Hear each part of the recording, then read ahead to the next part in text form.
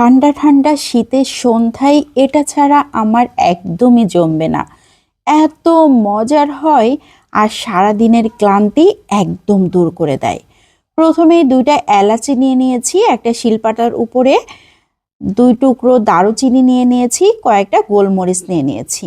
যদি কেউ পছন্দ করেন তাহলে লবঙ্গ নিতে পারেন। আমার কাছে লবঙ্গর ঝাঁজটা একটু বেশি কড়া মনে হয়, এজন্য আমি নেইনি।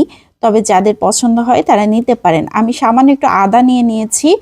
আদার ফ্লেভারটা আমার কাছে খুবই ভালো লাগে, এই জন্য আমি আদাটা একটু বেশি করেই নিয়েছি।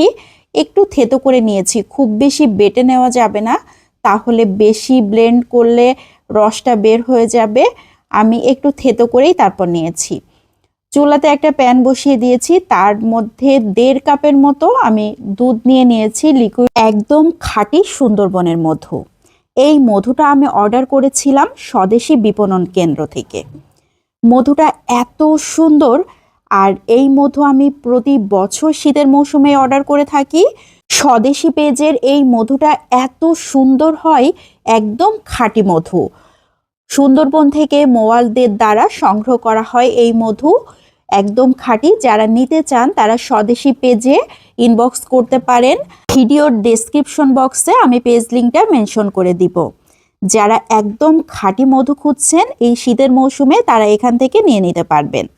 দুধ, আমি গরুর দুধটা ব্যবহার করেছি, আগে থেকে জাল করে নেওয়া। দুধটাকে একটু নেড়ে চেড়ে নিলাম। এখন দিয়ে দিচ্ছি সেই মশলাটাকে। এই মশলাটাকে আধা ভাঙা করে নিলেই সব থেকে ভালো হবে। দুধের মধ্যে যখন জাল করা হবে তখন মশলার ফ্লেভারটা পুরোটাই দুধের সাথে মিশে যাবে।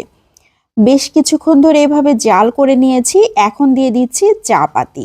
এখানে আমি 1.5 চা চামচের মতো চা পাতি ব্যবহার করেছি। আমি একটু কড়া করেই চাটা তৈরি করব, এই জন্য। তবে পছন্দ মতো দিলেই হবে। আমার কাছে দুধ চাটা একটু কড়া করলেই বেশি ভালো লাগে।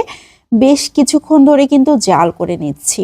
আমি 1 কাপ চা তৈরি করব, তার জন্য 1.5 কাপ দুধ ব্যবহার করেছি। এখানে কিন্তু পানি ব্যবহার করিনি, শুধুমাত্র লিকুইড দুধ দিয়ে আমি আজকে চাটা তৈরি করব।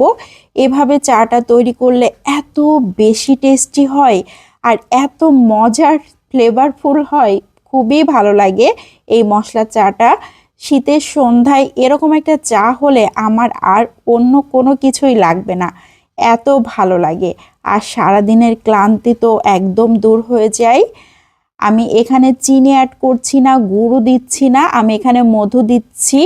যে মধুটাকে আমি স্বদেশী পেজ থেকে অর্ডার করেছিলাম, খুবই সুন্দর মধু, একদম খাঁটি, সেই মধুটাই আমি এখানে 1.5 চা চামচের মতো ব্যবহার করেছি।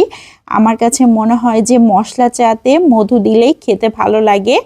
এই চাটা খুবই সুন্দর টেস্ট হয়, মানে এর সেন্টেই পেট ভরে যায়, এত সুন্দর একটা সেন্ট আসে। যারা খাননি তারা একবার হলেও ট্রাই করে দেখতে পারেন।